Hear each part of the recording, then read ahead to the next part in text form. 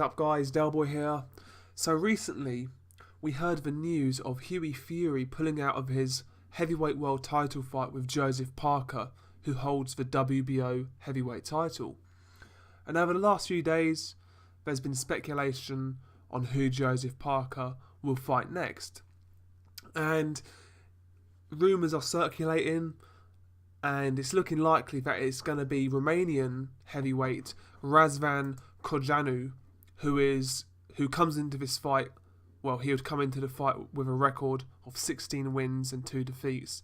9 of his 16 wins coming by way of knockout, and 1 of his 2 defeats came by way of stoppage. And listen, you can't blame Joseph Parker for taking his opponent, because ultimately he's been left high and dry with 2 weeks to go. The arena's booked, people have bought their tickets, people have made travel arrangements.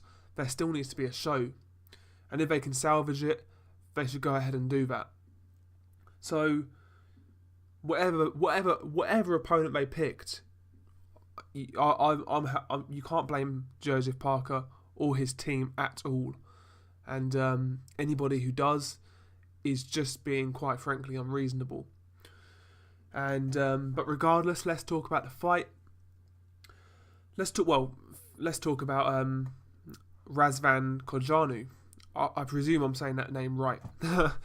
I've seen one of Kojanu's fights, and he fought a guy called Donovan Dennis, and I remember seeing this fight ages ago, back in 2015, and I think this fight was actually in the ESPN Boxino heavyweight tournament that they did a little while back, if you recall that.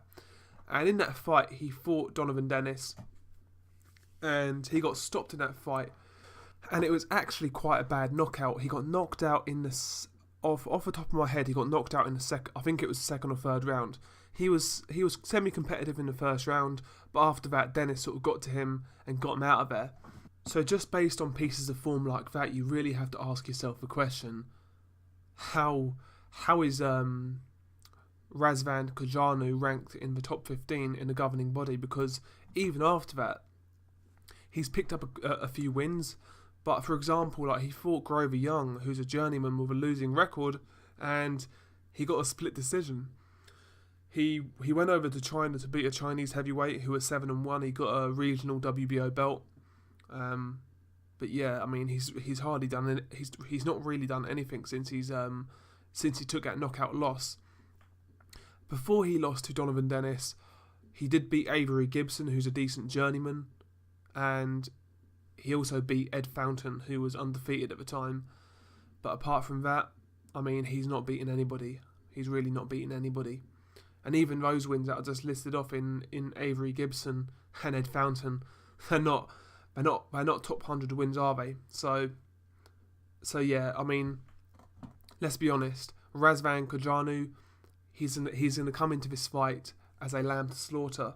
I know Joseph Parker and his team, they've been training for a tall fighter who moves, and they've got half of that with Razvan Cojanu. He's tall, but he doesn't really move, and I can understand why they want a tall opponent after they've trained for one for so long.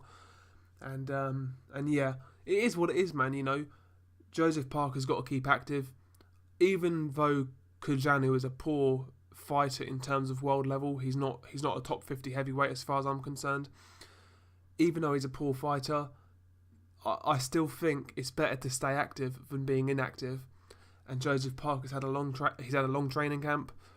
The fans still expect a show, no matter how uncompetitive it is. So just get it on and work out, and then sort of move on from there. Maybe after that, try and get a unification fight with Deontay Wilder. If I was Joseph Parker and his team, I wouldn't entertain a Hughie Fury fight unless it was mandated.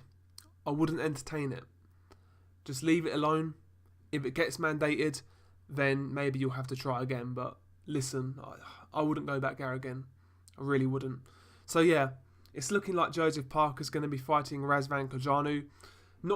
It's not an ideal fight. It's a horrible fight. But under the circumstances, you have to accept it. What do you guys think?